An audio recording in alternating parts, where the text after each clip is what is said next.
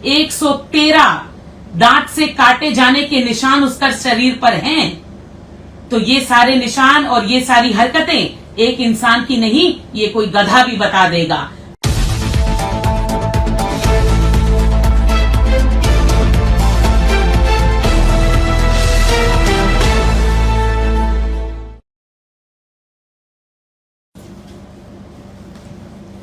नमस्कार, मेरा नाम एडवोकेट प्रियंका तिब्रेवाल।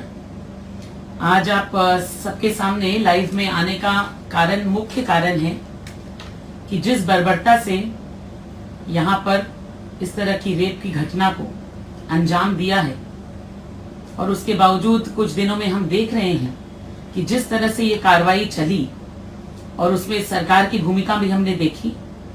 ये भी हमने देखा कि प्रिंसिपल जो थे कॉलेज के, वो एक औरत पर ये प्रश्न उठाते हैं कि वो आधी रात को उस रूम में क्यों जाती है। ये भी हमने देखा कि उसे ढांकने की कोशिश की जा रही है। सबसे पहले पुलिस ने कहा कि ये जो है एक अननेचुरल डेथ है। अस्पताल के लोगों ने यही कहा कि ये सुसाइड है। परिवार वालों से 3 घंटा तक जो है वो बॉडी छुपाई गई। क्या हुआ? ये छुपाया गया। उसके बावजूद ये कहते हैं कि रेप है, जबकि हम सब जानते हैं कि कहीं ना कहीं ये एक गैंग रेप है। जिस अवस्था में वो शरीर मिला, शरीर की जो स्थिति थी, उसे देखकर कोई अंधा भी ये बता सकता था कि ये एक गैंग रेप की घटना है। तो फिर क्यों अस्पताल वालों ने इसे छिपाने की कोशिश की? क्यों अस्पताल वालों ने परिवारजनों से इस बात को छुपाने की कोशिश की, दबाने की कोशिश की? पश्चिम बंगाल में हम अक्सर देखते हैं कि जब भी इस तरह की कोई रेप की घटना सामने आती है तो उसे स्वीकार करने से साफ मना करती है ये सरकार। हमने देखा है कि यहाँ की पुलिस जो है वो उस पर चुप्पी साध लेती है और शायद इसका कारण यही है कि यहाँ की सरकार हर समय ये कहती है कि पश्चिम बंगाल जो है वो महिलाओं के लिए सबसे सुरक्षित राज्य है और महिलाओं के साथ यहाँ कभी कुछ नहीं होता। ये अंगुलियां उठाते हैं, कहते हैं यूपी में देखिए क्या हुआ, ये कहते हैं मणिपुर में देखिए क्या हुआ, ये कहते हैं कि जाइए उन्नाव देखिए। मैं सिर्फ ये पूछना चाहती हूं कि कोई भी रेप क्या किसी रेप से कम होता है? क्या कहीं और हुई घटना आपको इससे बचने की जरा सी भी जगह देती है? क्या आपकी जिम्मेदारियां कम हो जाती हैं? क्या किसी और पर उंगली उठाने से आप इस बात को नकार सकते हैं कि महिलाओं की सुरक्षा की जिम्मेदारी इस सरकार की है, कि महिला सुरक्षित रहे, लॉ एंड ऑर्डर मेंटेन रहे, इसकी जिम्मेदारी पुलिस और प्रशासन की है? तो फिर आप क्यों कहते हैं कि वहां क्या हुआ, यहाँ क्या हुआ, इधर उधर की बात क्यों करते हैं? ये बताइए, काफिला यहाँ क्यों लुटा? ये बताइए कि उस अस्पताल में कैमरे होने के बावजूद एक महिला के साथ वहां ये घटना क्यों घटी? ये बताइए कि ये स्टूडेंट्स हैं जो वहां पढ़ाई कर रहे हैं, तो हमेशा इस तरह के इंसिडेंट्स इस अस्पताल में अक्सर क्यों हो रहे हैं? 2021 में भी एक घटना इसी अस्पताल आरजीकर में घटी, जहां छत से गिरकर एक मौत हुई, उसको भी आपने सुसाइड बताया था। तो हम कैसे मान लें कि इस एक पर्टिकुलर अस्पताल में बार बार इस तरह की घटनाएं घट रही हैं, तो इसके पीछे कोई साजिश नहीं है? क्या ये सच है जो सुनने में आ रहा है कि प्रिंसिपल का रुपयों का लेन देन चलता था? जो स्टूडेंट्स यहाँ पर आगे की पीएचडी कर रहे थे और पढ़ाई कर रहे थे, उन पर दबाव दिया जा रहा था, मार्क्स कम बेसी किए जाते थे, पैसों का लेन देन चलता था। क्या ये सारी चीजें इस डॉक्टर महिला की नजरों में आई? क्या ये ऐसा कुछ जानती थी जो ये बाहर लाने वाली थी? क्या फार्मास्यूटिकल ड्रग्स को लेकर के किसी तरह का कोई रैकेट चल रहा था जिसके पीछे और भी पावरफुल लोग शामिल हैं? क्या ये सारी बातें सामने खुलकर आने वाली थी?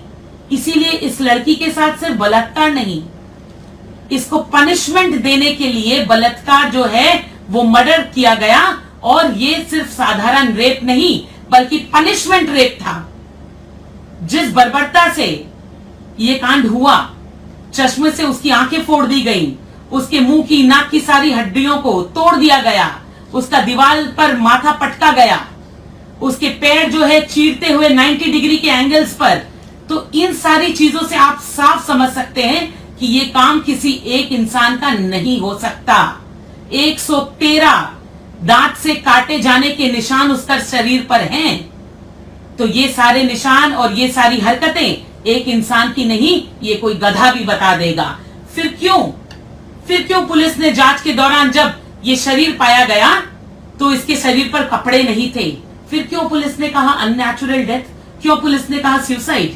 कौन सा इंसान अपने कपड़े फाड़ कर अपने शरीर की ये दुर्गति करके सुसाइड करता है? इतनी भी भोली नहीं यहाँ की पश्चिम बंगाल की पुलिस कमिश्नर कहते हैं कि मीडिया जो है वो मलिशियस कैंपेन कर रहा है। मैं आपसे पूछना चाहती हूं कि आज मीडिया के जरिए जो लोगों में जागरूकता है, रास्ते पर महिलाएं उतर गई, आधी रात को कल सारी महिलाएं रास्ते पर थी, इसको आप क्या कैंपेन कहेंगे? ये कोई कैंपेन नहीं, बल्कि हर उस महिला का दर्द है जो आज आजादी के दिन भी आजाद नहीं, क्योंकि ऐसे गुंडे घूम रहे हैं। और ये गुंडे कौन हैं? ये गुंडे हैं पुलिस वॉलंटियर, जिसको इन सरकार ने 12,000 रुपए में पाल रखा है, पोस रखा है। और किस लिए? क्योंकि ये गुंडे इनके लिए वोट में और इलेक्शन में मदद करते हैं, गुंडागर्दी करने में। इस तरह के जानवरों को तो सरेआम गोली मार देनी चाहिए। आपने इस तरह के पागल भेड़ियों को पुलिस में भर्ती दी है, जिसका क्राइम रिकॉर्ड है, जो अपनी बीवी को मारता था, अपनी मां को मारता था, अपनी बहन को मारता था। ऐसे लोग आधी रात अस्पताल में घुस जाते हैं। मैं पूछती हूं, जब डॉक्टर सुरक्षित नहीं तो मरीज क्या खाक सुरक्षित रहेंगे? महिलाएं क्या सुरक्षित रहेंगी?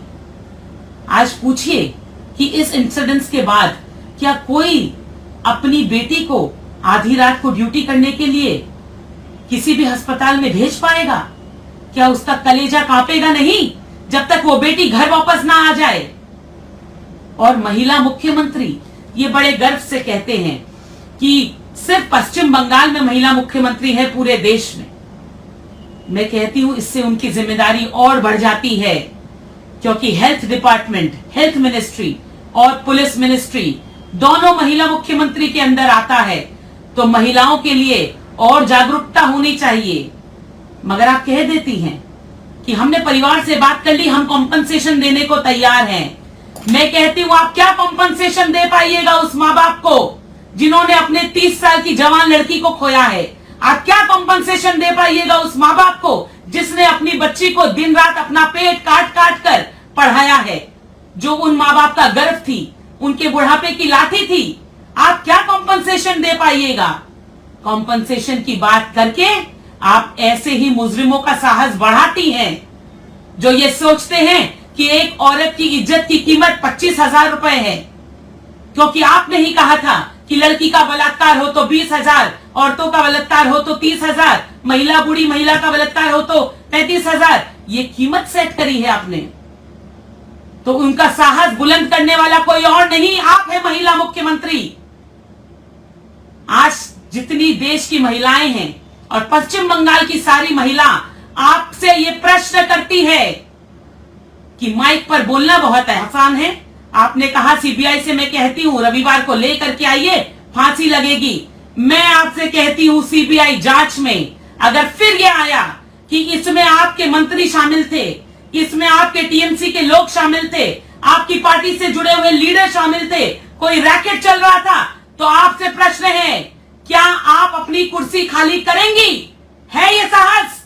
अगर है तो बताइए, नहीं तो आज के बाद कभी कहीं मत कहिएगा कि आप कॉम्पनसेशन देगी। आपके दिए हुए कॉम्पनसेशन पर लोग थूकेंगे। धिक्कार है आप पर। सभी महिलाओं से मैं कहूंगी, अपने लड़ाई की लड़ाई, अपने अधिकार की लड़ाई लड़ने के लिए उतरिए रास्ते पर, आइए और पुकार करिए लोगों से। मैं कहूंगी कि आवाज उठाइए। जिस तरह का कांड यहां हुआ है, कल ये किसी मां बहन बेटी के लिए नहीं हो, इसकी नींव आपको रखनी है।